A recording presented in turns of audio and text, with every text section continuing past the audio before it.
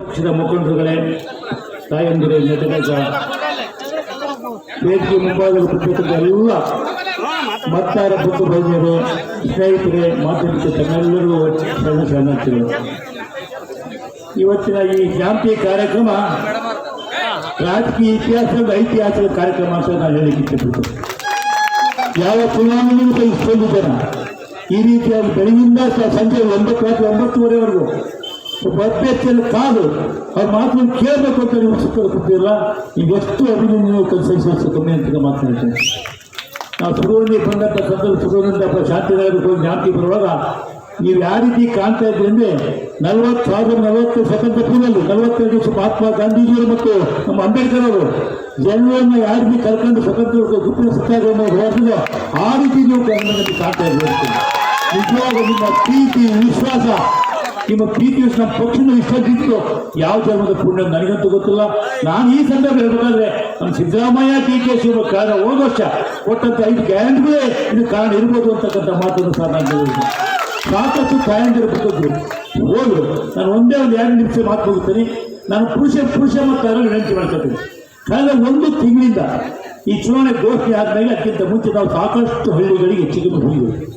ಹೋಗೋದು ಯಾವುದೇ ಮನೆಗೆ ಹೋಗಿ ಗೊತ್ತಾಯ್ತು, ಏನಮ್ಮ ನಿಮಗೆ 2 ಲಕ್ಷ 2,000 ಬಂದಿದೆಯಾ, ಕರೆಂಟ್ ಬರ್ತಾ ಹೋಗ್ತಾ ಬಸ್ನ ಹೋಗಿದ್ದೀರಾ, ಅಕ್ಕಿ ಬರ್ತದೆ ಕೇಳಿದ್ರೆ 100ಕ್ಕೆ 94 ಭಾಗ ಜನ ಜ್ಞಾಪಿ ತಾಲೂಕಲ್ಲಿ ಬುದ್ಧಕ್ಕೆ ಇರ್ತಾರೆ. 100ಕ್ಕೆ 92 ಜನ ಹೊನ್ನದಲ್ಲಿ ಬೆಳೆದು ಅಂತ ಹೇಳಿ. ಇನ್ನು 4 ಜನ ಏನು ವ್ಯತ್ಯಾಸ ಇರ್ತಲ್ಲ, ವ್ಯತ್ಯಾಸ ಎಲ್ಲಿ ಇರ್ತದೆ. ನಮ್ಮ ಹುಡುಗರು ಕಳಿಸ್ಬೇಕು. ಅದರಲ್ಲಿ 100% ಭಾಗ ಈಗಾಗಲೇ ಸಂಪೂರ್ಣ ಮುಚ್ಚು. ಇನ್ನೊಂದು 2% ಹೊನ್ನಾಳಿ ಜ್ಞಾಪಗಳು ಅದನ್ನು ಸಹ ಈಗ ಚುನಾವಣೆ 7ನೇ ತಾರೀಕು ನಾವು ಮುಗಿಸ್ಕೊಡ್ತೇವೆ ಅಂತ ಮಾತನ್ನು ಹೇಳಿ ಪುರುಷರಲ್ಲಿ ಯಾಕೆ ವಿನಂತಿ ಮಾಡ್ಕೋಬೇಕು ಅಂತ ಯೋಚನೆ ಮಾಡ್ತಾರೆ ಅಂದರೆ ಯಾವ ಹೆಣ್ಮಕ್ಳು ಕೇಳಿದ್ರು ಯಾರಿಗೆ ಗೊತ್ತಾಗ್ತದೆ ಅಂದರೆ ಹಿಂಗಂತಂದ್ರೆ ಇಲ್ಲ ಕೈ ಅಂತ ಹೇಳಿದ್ರೆ ಕಾಣಬೇಕು. ಇದು ನಮ್ಮ ತಾಲೂಕಿನಲ್ಲಿ ನಾನು ಕಂಡಂಥ ಸತ್ಯ.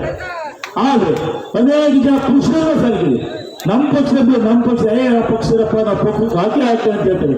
ಆದರೆ ಕೆಲವರು BJಪಿಯಲ್ಲಿ ಇರ್ತಕ್ಕಂಥ ಗಂಡು ಮಕ್ಕಳು BJಪಿ ಹೆಣ್ಮಕ್ಳ ಬಗ್ಗೆ ನಮ್ಮ ಕಂಪ್ಲೇಂಟೇ ಇಲ್ಲ.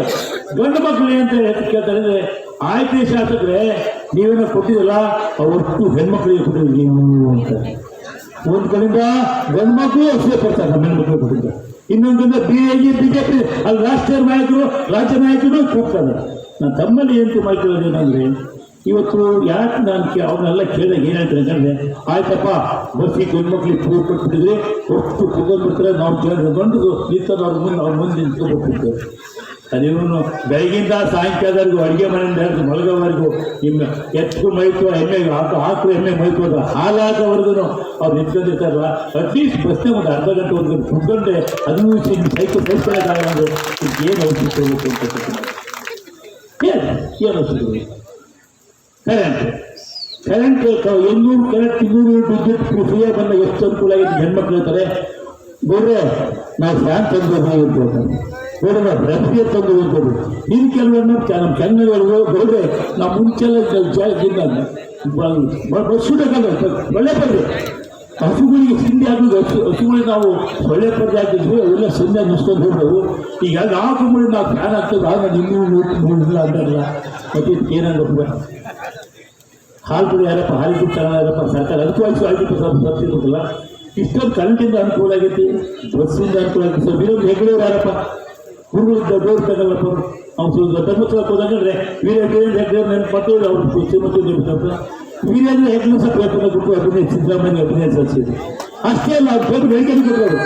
ಏನು ಹೇಳಿಕೆ ಕೊಟ್ಟರು ಅಂದರೆ ಸಿದ್ದರಾಮಯ್ಯನವರು ಈ 5 ಗ್ಯಾರಂಟಿಗಳು ಬಂದಮೇಲೆ ನಮ್ಮ ಧರ್ಮಸ್ಥಳಕ್ಕೆ ಬರ್ತಕ್ಕಂಥ ಗಂಡು ಮಕ್ಕಳ ಸಂಖ್ಯೆ 102 ಹೆಚ್ಚಾಗೈತಿ.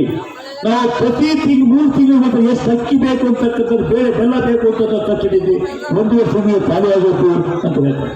ಅಂದರೆ ಅಷ್ಟೊಂದು ತಾಯಂದರು ದೇವ್ರ ದರ್ಶನ. ಅಷ್ಟೇ ಅಲ್ಲ, ಇನ್ನೊಂದು ನಮ್ಗೆ ಪ್ರತಿ 3 ತಿಂಗಳು ಕಾಣಿಕೆ ಬರುತ್ತಲ್ಲ ಅದು ಸಹ ದುಪ್ಪಟ್ಟಾಗೈತಿ ಅಂತಾರೆ. ಇದು ಪ್ರಭಾವ ನಮ್ಮ 2000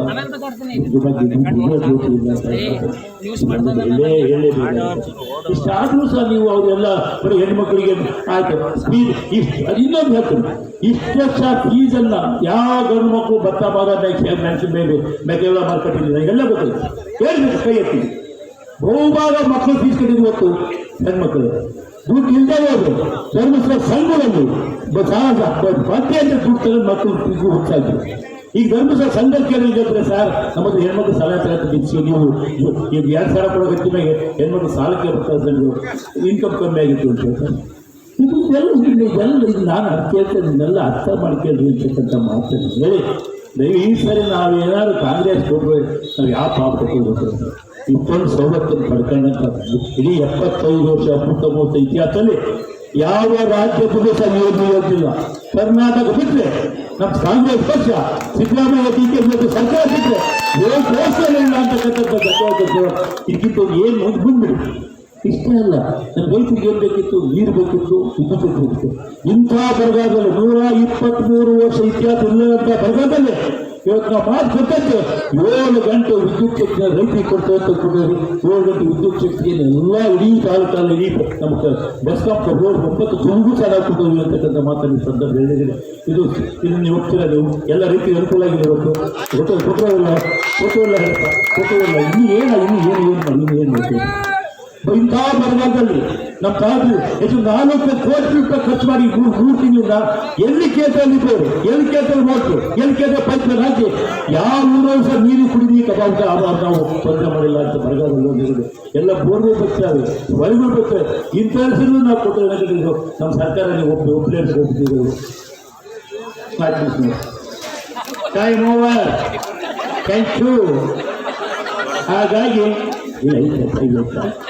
ಅಲ್ಲೋ ನಮ್ಮ ಸಾಧ್ಯ ನಾನು ಯಾರಂತ ಹೇಗೆ ಬರ್ಬೇಕಪ್ಪ ಅಥವಾ ಟಿಕೆಟ್ ನಾಳೆ ಮೇಡಮ್ ಅವರು 10 ಗಂಟೆವರೆಗೂ ಮಾತಾಡ್ಬೇಕು. 10 ಗಂಟೆವರೆಗೂ ಅವ್ರಿಗೆ 10 ಗಂಟೆವರೆಗೂ ಮಾತಾಡಿದ್ರೆ ನೀವು ದಯವಿಟ್ಟು ಏನು ಮನೆಗೆ ಈಗ ನೀವು ಎಲ್ಲೆಲ್ಲೂ ಹೋಗ್ತೀರಿ, ಎಲ್ಲೆಲ್ಲೂ ಹೋಗೋದು ಬರೀಗೆ ದಯವಿಟ್ಟು ಮತ್ತೆ ಸಿಗಲ್ಲ. ಇನ್ನು ಮತ್ತೆ ಗೆದ್ದ ಮೇಲೆ ಅಭಿನಂದಿಸೋಕೆ ಅಷ್ಟೇ. ಇನ್ನು 2-3 ತಿಂಗಳಾಗತ್ತೆ. ಇನ್ನು ಅದು 20 ನಿಮಿಷ ಆಗ್ತದೆ ಸಾಕಪ್ಪ.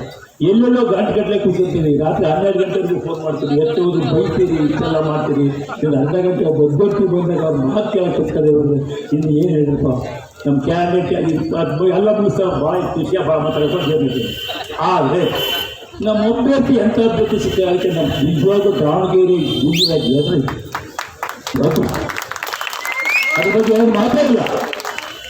ವಿದ್ಯಾವಂತರಾಗಿದೆ, ಡಾಕ್ಟರ್ ಆಗಿದೆ, ತಿಳ್ಕೊಂಡವರು ಸರ್ಕಾರದ ಯೋಜನೆ ಮುಂದೆ ಏನೇನು ಮಾಡಬೇಕು ಅಂತಕ್ಕಂಥದ್ದನ್ನು ನಮ್ಮ ಮೊನ್ನೆ ಸಿದ್ದರಾಮಯ್ಯ ಮಾರ್ಚ್ಗೆ ಆಯವ್ಯಯ ಮಾಡಿಸಿದ್ರು. 24-25 ಏನು ಮಾಡಬೇಕು, 5 ಗ್ಯಾರಂಟಿಗಳು ಹೆಂಗೆ ದುಡ್ಡು ತೆಗಿಬೇಕು, ಪ್ರಗತಿ ಹೆಂಗೆ ತೆಗಿಬೇಕು, ಅಧಿಕಾರಿಗಳು ಸಂಬಳ ಹೆಂಗೆ ತೆಗಿಬೇಕು, ನೀರಾವರಿ ಯೋಜನೆ ಹೆಂಗೆ ತೆಗಿಬೇಕು, ವಿದ್ಯುತ್ ಶಕ್ತಿ ಹೆಂಗೆ ತೆಗಿಬೇಕು ಅಂತ ಹಾಕಿಲ್ಲ. ಹಂಗೆ ಮೇಡಮ್ ಅವರಿಗೆಲ್ಲ ಹಾಕ್ಕೊಂಡು ಇಟ್ಕೊಂಡ್ಬಿಟ್ರೆ ನಾವು ಹಿಂಗೆ ನೋಡ್ತೀವಿ. ಇದು ಎಂಥ ಕ್ಯಾಂಡಿಡೇಟ್ ಡಾಕ್ಟ್ರಪ್ಪ ನಾನು ಗೆದ್ದು ಅಂತಂದರೆ ಅಧಿಕಾರಿಗಳನ್ನು ಹೆದರಿಸ್ತಾರೆ. ಅವ್ರು ಮಾತು ಹಲ್ಲು ಮುಂದೆ ಬಿಡ್ತಾರೆ. ಅವನೇನೋ ಕಂಪ್ಲೇಂಟ್ ಮಾಡಿದ್ರೆ ಮತ್ತೆ ಹಲ್ಲು ಕಟ್ತಾರೆ. ಇಂಥ ಡಾಕ್ಟರ್ ಸಿಕ್ಕಾಗ ನಾವು ಅವ್ರ ದೇಶವಾಗದೆ ನಮ್ಮಂಥ ಪಾಪಗಳು ಯಾರು ಇರಬೇಕಂತ ಮಾತನ್ನು ಹೇಳಿ ದಯವಿಟ್ಟು ಎಲ್ಲ ಹಿರಿಯರಿಗೆಲ್ಲ ಕಾಲಕ್ಕೆ ಚಿಕ್ಕದ ಕೈಯ ಪಾದಕ್ಕೆ ನಮಸ್ಕಾರ ಮಾಡ್ತೀನಿ.